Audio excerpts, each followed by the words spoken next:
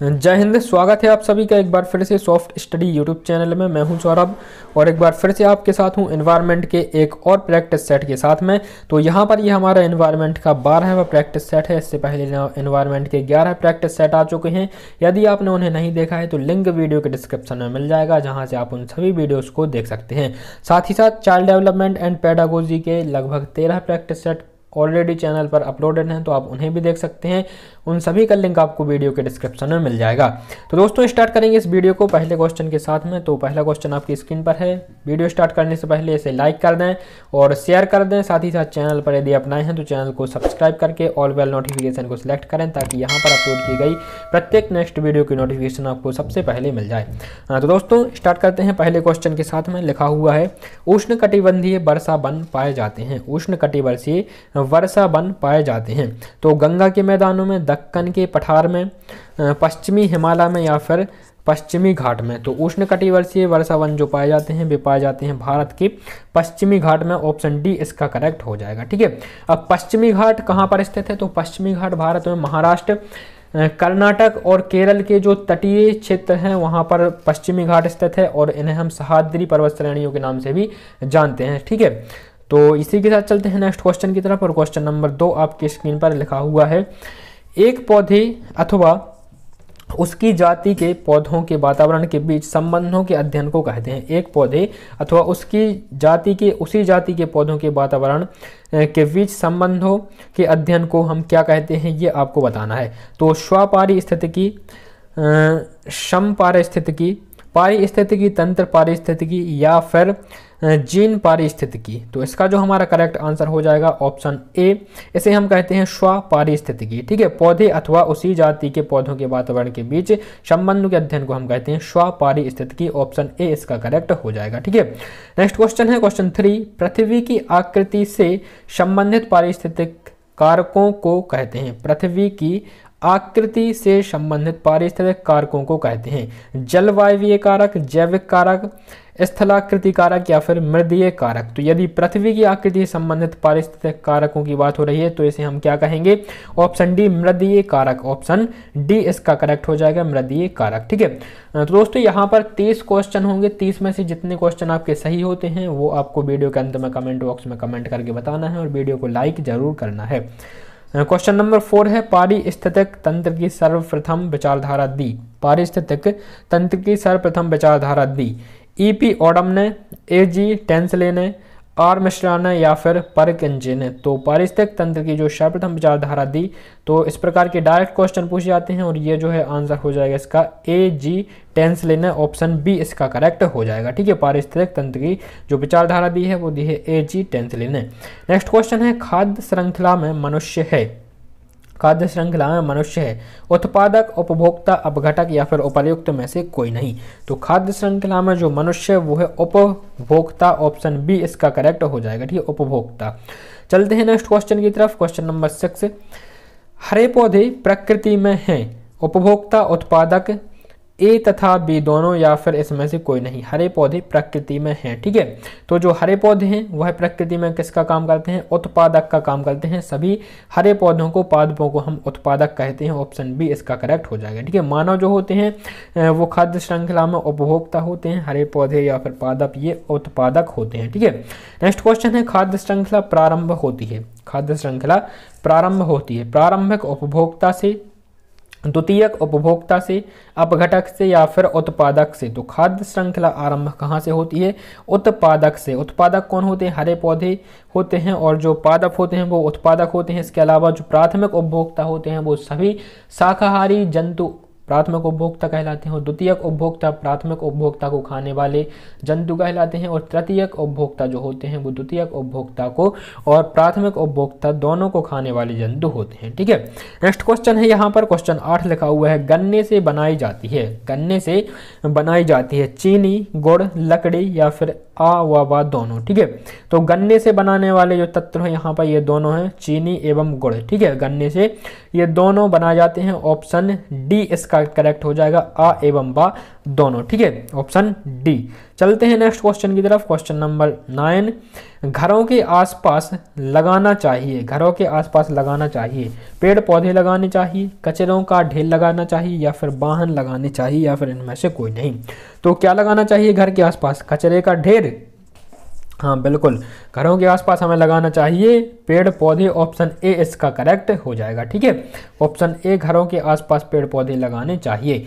Next question है, जीवन का आधार है हरी सब्जी, भोजन, जल, या फिर कोई नहीं? जीवन का आधार है, ठीक है, तो जीवन का जो मुख्य आधार है यहाँ पर वो होता है जल, ऑप्शन ए इसका करेक्ट हो जाएगा। जल के बिना जीवन की कल्पना नहीं की जा सकती है, जल ही जीवन है, तो जल के बिना जीवन अधूरा है, या फिर जल के बिना जीवन है ही नहीं, ठीक है, जीवन का जो आधार है वो जल है। चलते हैं नेक्स्ट क्वेश्चन की तरफ। क्वेश्चन नंबर 11, हमारे शरीर में लगभग कितने प्रतिशत जल होता है? हमारे शरीर में लगभग कितने प्रतिशत जल होता है? तो ऑप्शन ए 60 से 70%, 50 से 60%, 70 से 90%, 35 से 50%। तो हमारे शरीर में जो जल की मात्रा होती है वो बना होता है जो 60 से 70%, ऑप्शन ए इसका करेक्ट हो जाता है, ठीक है।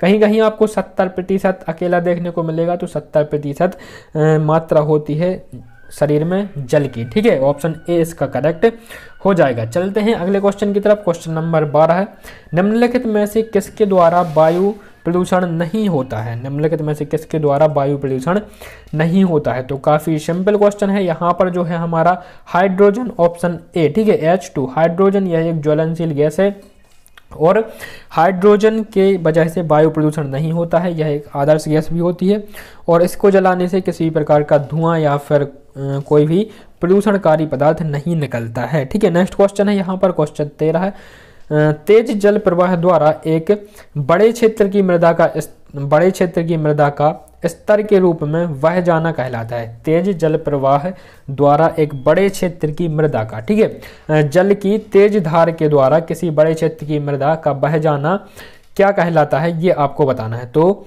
स्वाभाविक परत अपरदन, रिल अपरदन, या फिर अवनालिका अपरदन, ठीक है। तो इसका जो आंसर हो जाता है हमारा ऑप्शन डी करेक्ट हो जाएगा, अवनालिका अपरदन। तेज जल प्रवाह द्वारा किसी बड़े क्षेत्र की मृदा बह जाती है तो इस स्तर के रूप में वह क्या कहलाती है? तो अवनालिका अपरदन, ऑप्शन डी इसका सही हो जाएगा।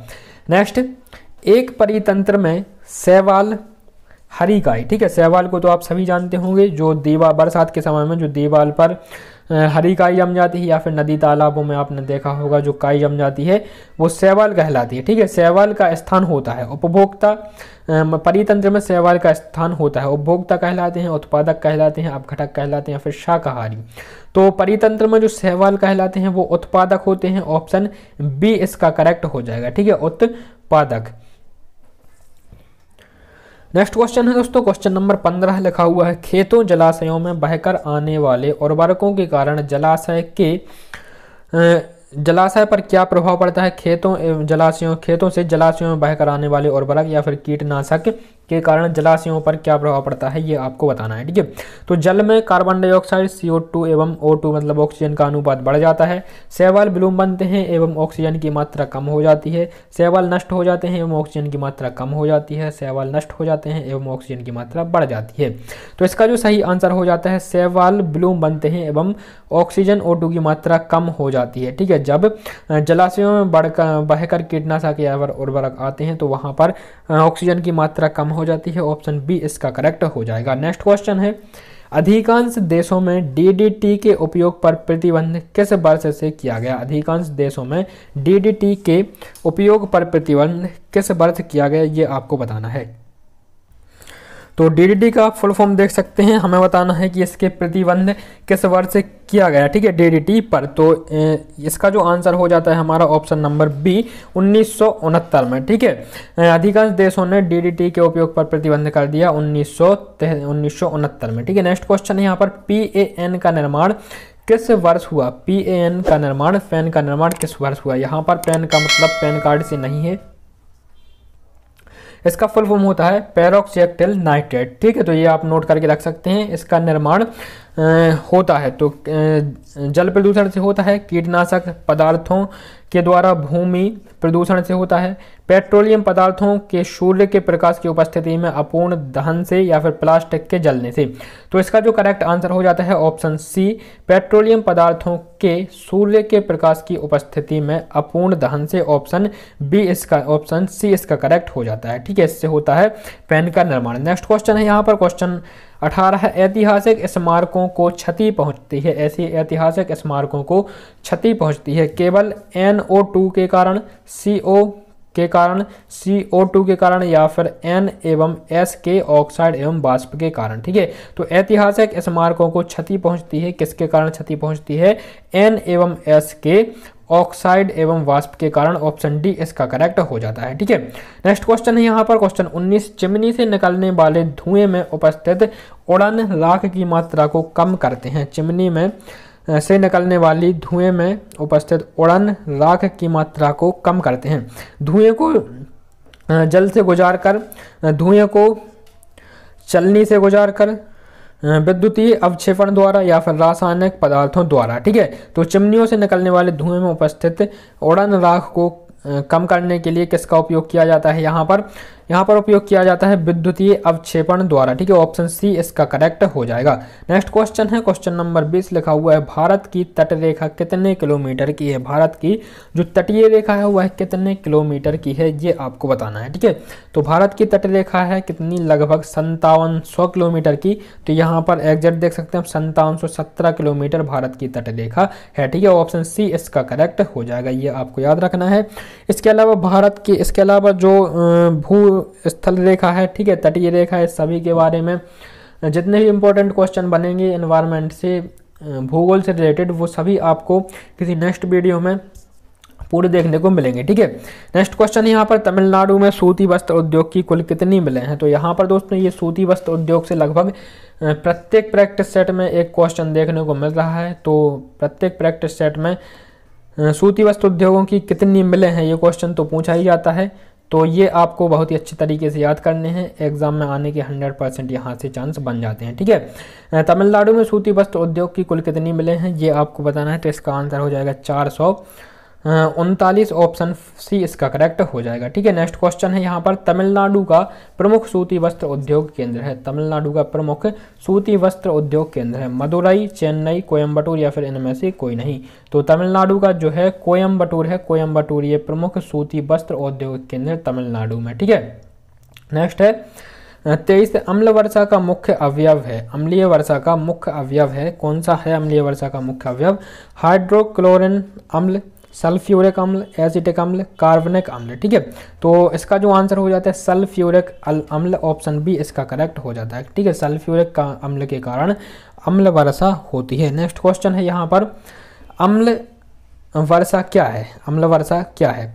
वर्षा के साथ सल्फर एवं नाइट्रोजन के ऑक्साइडों की वर्षा होना, वर्षा के साथ रसायन की वृष्टि, वर्षा के साथ CO2 की वृष्टि, या फिर वर्षा के साथ धूल की वृष्टि। ठीक है, तो वर्षा के साथ किसकी वृष्टि?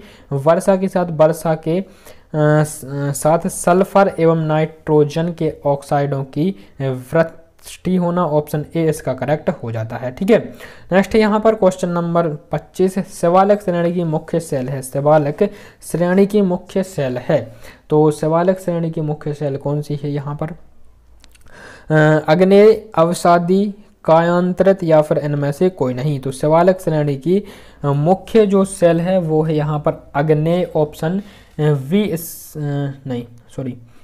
शिवालिक श्रेणी की जो मुख्य सेल है वो है यहाँ पर अवसादी, ऑप्शन ए इसका करेक्ट आंसर हो जाता है। ठीक है, अवसादी।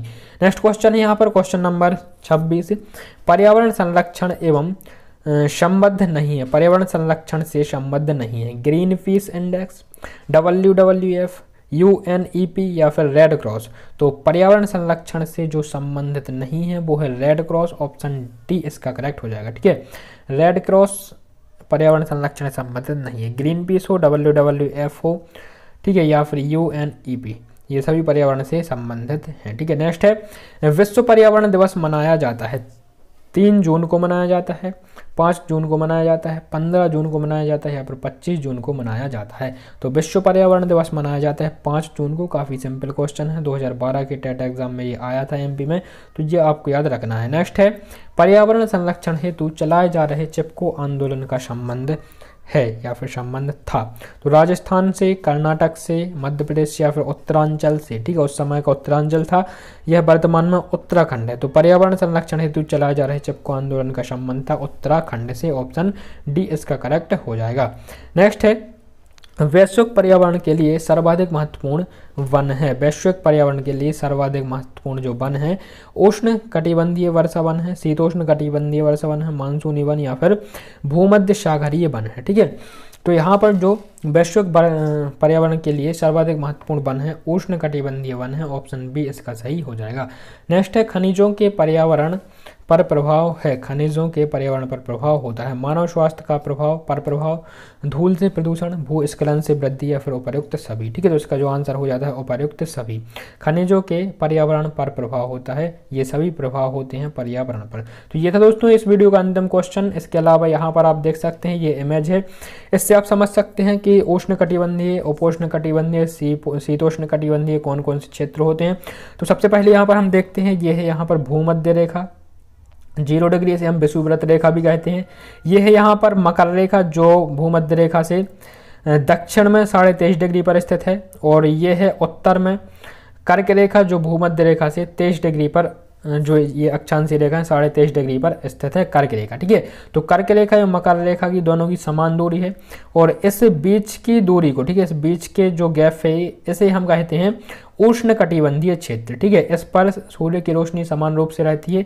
6 महीने जो समान यहाँ पर रोशनी रहती है, ये रहती है उत्तरी गोलार्ध में। ठीक है, और 6 महीने जो समान रोशनी रहती है, रहती है दक्षिणी गोलार्ध। तो यहाँ पर ये जो पूरा जो क्षेत्र है, इस पूरे क्षेत्र को हम उष्ण कटिबंधीय क्षेत्र कहते हैं, और इसके अलावा ये जो ऊपर का क्षेत्र है इसे हम उपोष्ण कटिबंधीय क्षेत्र कहते हैं। कहाँ तक? 40 डिग्री तक ऊपर उत्तर में, और यहाँ पर दक्षिण में 40 डिग्री तक नीचे। ठीक है, ये है हमारा उपोष्ण कटिबंधीय क्षेत्र, और ये जो पूरा क्षेत्र होता है इसे हम कहते हैं उत्तरी शीतोष्ण कटिबंधीय क्षेत्र। ठीक है, और नीचे का जो कहलाता है दक्षिणी शीतोष्ण कटिबंधीय क्षेत्र होता है। ठीक है, इसके अलावा शीत कटिबंधीय क्षेत्र होता है, उत्तरी ध्रुव में शीत कटिबंधीय क्षेत्र होता है, एक जो है दक्षिणी ध्रुव में शीत कटिबंधीय क्षेत्र होता है। ठीक है, तो ये होते हैं पृथ्वी पर उष्ण कटिबंधीय, उपोष्ण कटिबंधीय एवं शीतोष्ण कटिबंधीय एवं शीत कटिबंधीय क्षेत्र। ठीक है, तो ये आपको याद रखना है, इससे कुछ ना कुछ आपको हेल्प जरूर मिली होगी। इसके अलावा आप नीचे देख सकते हैं ये भारत का नक्शा है, और यहाँ पर वेस्टर्न घाट जो है ये महाराष्ट्र, यहाँ पर आप देख सकते हैं ये वेस्टर्न घाट यहाँ पर लगभग 1600 किलोमीटर लंबाई में पाए जाते हैं। महाराष्ट्र में, कर्नाटक में और केरल के जो तटीय क्षेत्र यहाँ पर वेस्टर्न घाट या फिर सह्याद्री पर्वत श्रृंखलाएं स्थित हैं। इसके अलावा ईस्टर्न घाट ये देख सकते हैं आप, ईस्टर्न जो राज्य हैं, ईस्टर्न तटीय क्षेत्र, वहाँ पर ईस्टर्न घाट मौजूद है। ठीक है, ये भारत के वर्षावन हैं, उष्ण कटिबंधीय वर्षावन भारत के यहीं पर पाए जाते हैं। तो दोस्तों उम्मीद है कि आपको यह वीडियो पसंद आई होगी। वीडियो पसंद आई तो ज़्यादा से ज़्यादा लाइक करें, शेयर करें, चैनल पर नए हैं तो सब्सक्राइब जरूर करें। मुलाकात होगी नेक्स्ट वीडियो में, तब तक के लिए नमस्कार, जय हिंद, वंदे मातरम।